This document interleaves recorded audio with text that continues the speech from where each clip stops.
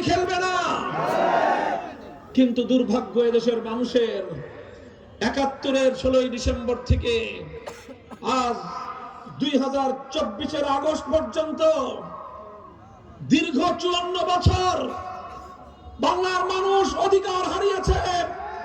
এদেশের মানুষের ক্ষমতার মস্তদে বসে এদেশীয় শাসকরা শাসনের নামে শাসন করেছে, অধিকারের নামে জুলুমের বঞ্চনার শিকার করেছে। এদেশের মানুষ এভাবেই দীর্ঘ সময় আধিপত্যবাদী শক্তির দ্বারা শোষিত হওয়ার পরে ৭১ থেকে ২৪ পর্যন্ত স্থানীয় শাসক গোষ্ঠীর দ্বারা শোষিত হয়েছে। শোষণ আর বঞ্চনার মাধ্যমে, শোষণ আর বঞ্চনার পর এভাবেই যখন মানুষের দিন গুজরান হয় না, স্বৈরতন্ত্র, ফ্যাসিবাদ, জুলুম, নির্যাতন, অধিকার হরণ, সন্ত্রাস, মাস্তানির রাজনীতি, গুন্ডামির রাজনীতির মাধ্যমে বাংলাদেশের মানুষের পিঠ যখন দেয়ালে ঠেকে গেল, আসলো ২০২৪-এর অগ্নিঝরা জুলাই মাস।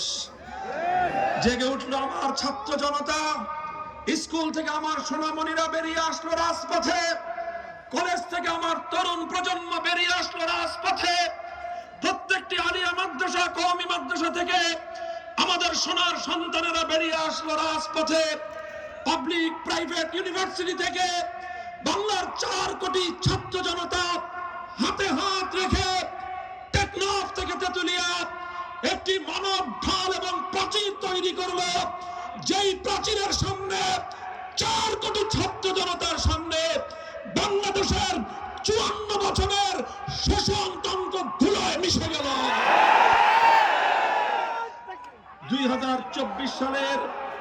২০২৪-এর এই জুলাই বিপ্লবে ১৫০০ মায়ের কোল খালি হয়েছে, ৩০,০০০-এর বেশি আমাদের ভাইয়েরা বোনেরা পঙ্গুত্ব বরণ করেছে।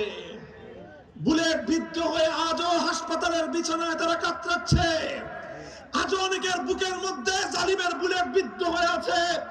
আজও অনেকের মাথার মধ্যে বুলেট, অনেকের পেটের মধ্যে বুলেট, অনেকের পা নেই, অনেকের জীবনের তরে দৃষ্টিশক্তি হারিয়ে অন্ধ হয়ে গিয়েছে। এই ৩০,০০০ যুদ্ধাহত জুলাই শহীদ, এত রক্ত, এত কান্না, বাংলার মানুষ স্বপ্ন দেখেছিল ২৪-এর জুলাইয়ের পরবর্তী, যেখানে আর অধিকার নিয়ে দাবি নিয়ে বাংলার মানুষ ভাতের অধিকার পাবে। আসলো ২০২৬-এর ১২ই, কিন্তু আমরা দেখছি আবার সেই আধিপত্যবাদী শক্তি, সন্ত্রাসবাদ, পেশি হাতুড়ি বাহিনী আবার তারা বাংলার মানুষকে ভয় দেখানো,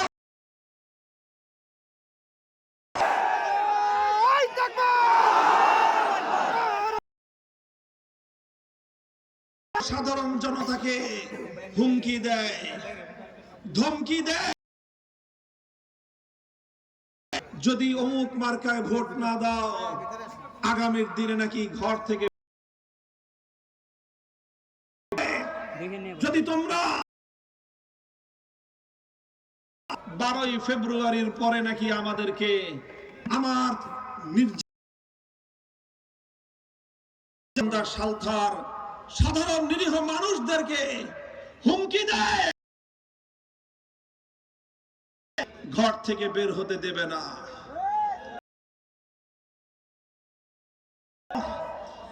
আল্লামা আকরাম আলী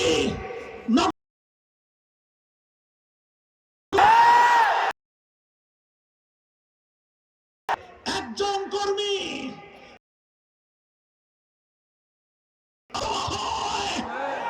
তোমরা সে গোটা বাংলাদেশ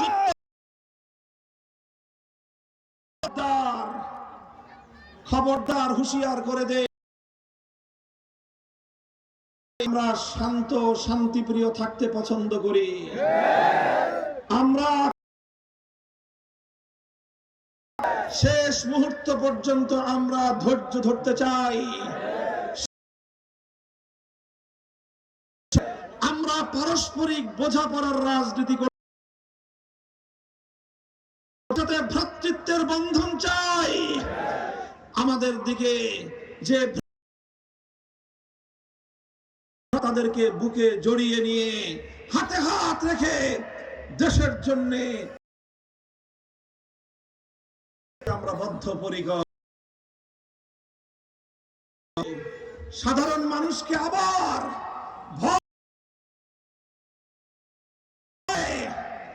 তাদেরকে হুমকি দিয়ে পায়ে তারা যদি চালায়, বাংলাদেশের মানচিত্রে তোমার যা মনে রেখো, জুলাই বিপ্লব পরবর্তী জুলাই বিপ্লবের মাধ্যমে বাংলার সাধারণ মানুষ প্রমাণ করে দিয়েছে বিপ্লবের জন্য বড় নেতার প্রয়োজন হয় না। যেভাবে ঐক্যবদ্ধ হয়েছে, যদি কেউ আবার তাদের অধিকার নিয়ে ছিনিমিনি খেলবার পায়, তাই হবে তাদের পূর্ববর্তীদের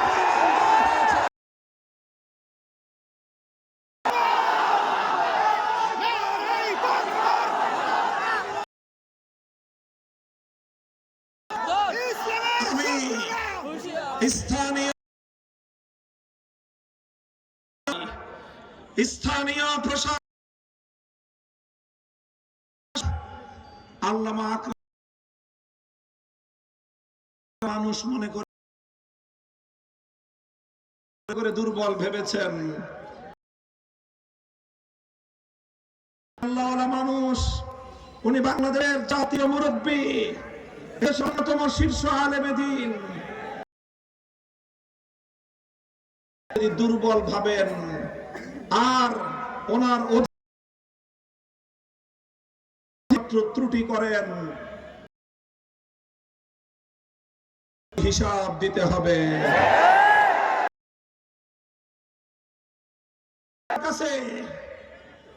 আমরা এই নগরকান্দা সালথা নিয়ে আমাদের নেতা কর্মীদেরকে আমাদের ভোট করা হয়, ভীতি প্রদর্শন করা হয়, হুমকি দেওয়া হয়। প্রশাসনের কাছে নালিশ দিলে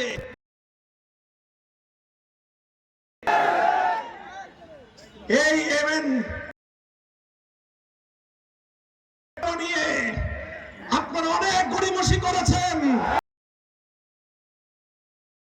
কেন্দ্র থেকে হস্তক্ষেপ করতে হয়েছে। লেভেল প্লেইং ফিল্ড যদি নিশ্চিত করতে না পারেন, নগরকান্দা এবং সালথার প্রশাসনকে গ্রহণ করতে হবে।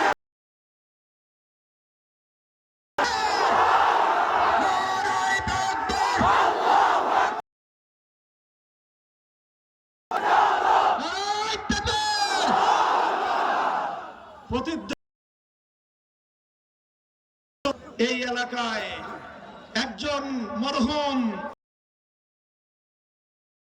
শ্রদ্ধার পাত্র একজন প্রতিদ্বন্দ্বিতা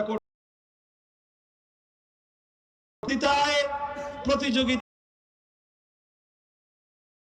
বাবার প্রতি আমরা শ্রদ্ধা জানাই।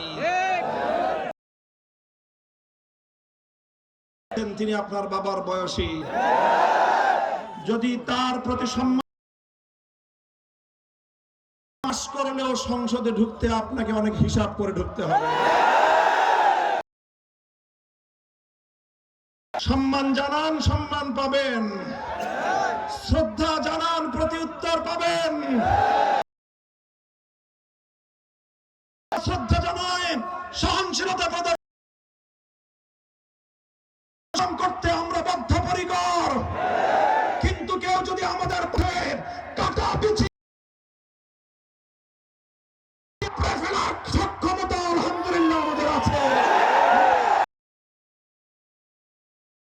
গোলামি না আজাদি,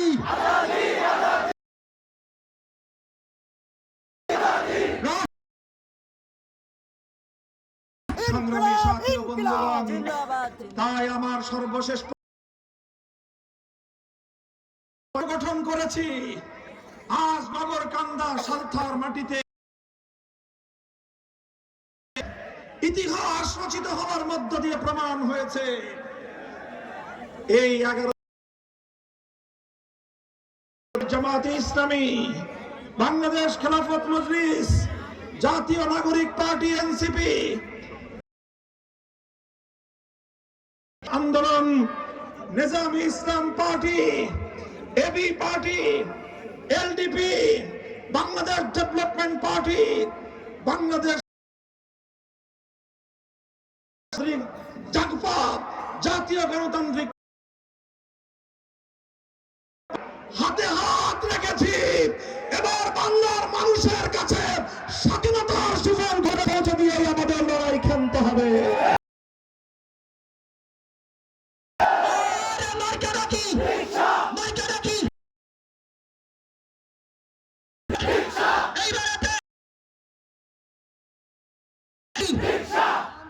আমি সকল ভোটাররা আছেন অথবা আমাদের বক্তব্য যেখানে যেখানে পৌঁছবে, যেই প্রার্থী যেই মার্কা, সকলকে ঐক্যবদ্ধভাবে ময়দানে ছাপিয়ে পড়তে হবে। নগরকান্দা সালথায় এখানে রিকশা মার্কা আমাদের, দাঁড়িপাল্লা আমাদের প্রতীক, ফরিদপুর 3 আসনে দাঁড়িপাল্লা আমাদের প্রতীক। এইভাবে প্রতিটি আসনে আসনে প্রতিটি প্রতীকের জন্য পক্ষে আপনারা এভাবেই হাতে হাত রেখে করবেন। আমার মা বোন কন্যাদেরকে বলি, আপনারা নির্বিঘ্নে নির্বাচনের ক্যাম্পেইন করবেন। মা বোনদের কাছে ঘরে ঘরে কলি সহ অন্যান্য প্রতীকের দাওয়াত নিয়ে আপনারা যাবেন। আমি অন্যদেরকে বলি, খবরদার এই বাংলার মাটিতে দেখতে চাই না আমাদের কোন নারী কর্মী, আমাদের কোন নারী ক্যাম্পেইনের গায়ে